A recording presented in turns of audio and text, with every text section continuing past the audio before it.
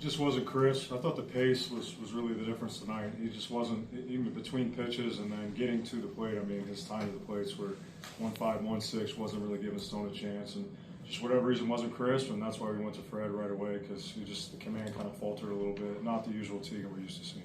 What do you think changed from the first inning to the second inning with Teagan? Well, he was coming out humming. It was 97, 99, and cutting it loose. And again, that's as the course of the year, him and Ren need to get with that as they continue to get better in post. You have to be able to throw 5, 6 innings as a starter. We talked about it all day in the building, winning the starter battle, and we did not do that. But he's going to need to make some adjustments going into his next outing. Looked like a tough strike three call there to Reese in the third with the bases loaded. What's the coaching point there? Well, the coaching point, I thought he competed great.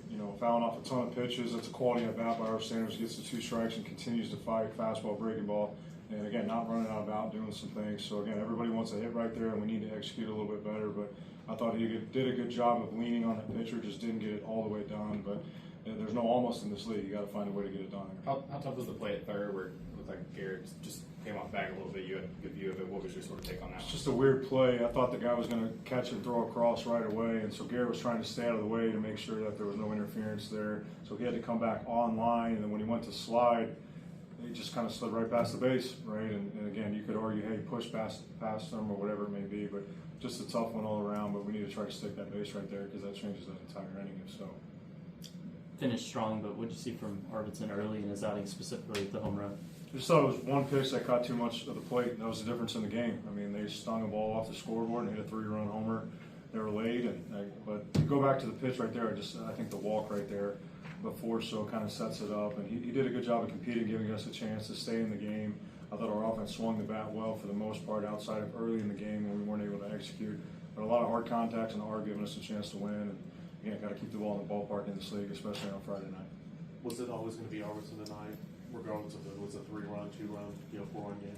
Well, we talk about it upstairs when we look at the matchups where we kind of have the flow of the game, but that's been something that's worked for us is going Teagan to Arv, and you don't want to go to him too early as you kind of bridge and he continues to build his pitch count.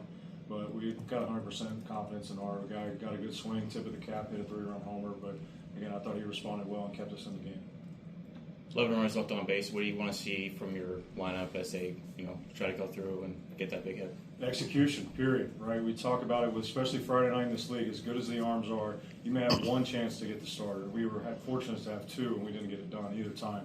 And the guy did a good job of keeping us off the barrel or whatever it may be. We can talk about it, but at this point in the year, you either get it done or you don't, and there's no redos.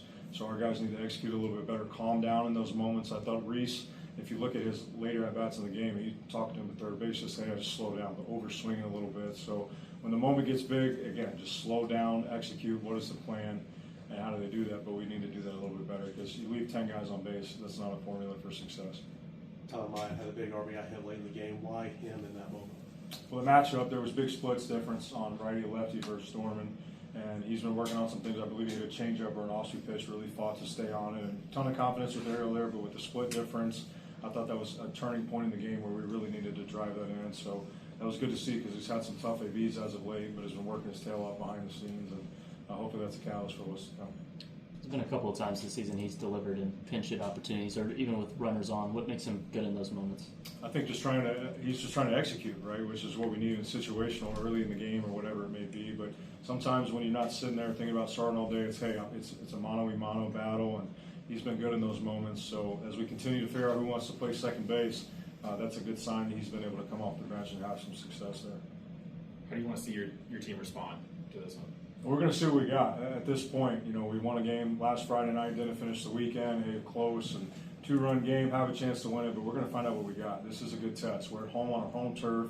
Our crowd was amazing tonight, and we need to perform better for them. I mean, this is an amazing facility that's been built, but Saturday at home, 6 o'clock, Lindsey Nelson Stadium, and then you got a quick turnaround on Sunday, so we'll find out what we got these next 2 days.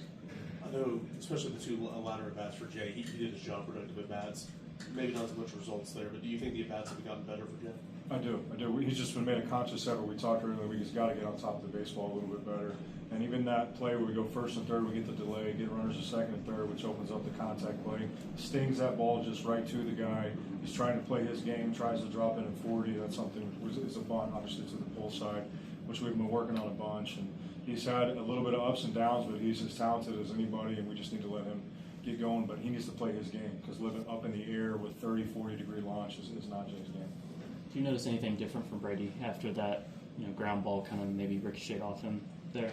No, I don't think so. I thought he did an amazing job. I mean, Teagan gives a leadoff double and talking about getting thrown right into a fire and does an amazing job to get us out of that inning. And again, competing over the wire, he gives up another ball up the middle similar to the one at Georgia. It's a ground ball. It's just not in the right spot. A little bit of bad luck there. But, Arb did a good job. I thought Brady, as long as he's competing over the plate, he'll give us a chance. And, again, we got to limit some of those walks and execute better on offense when we get a chance to get it done. But we've seen some good things from Brady the last few times out now. Thanks, Chris. Thanks, guys.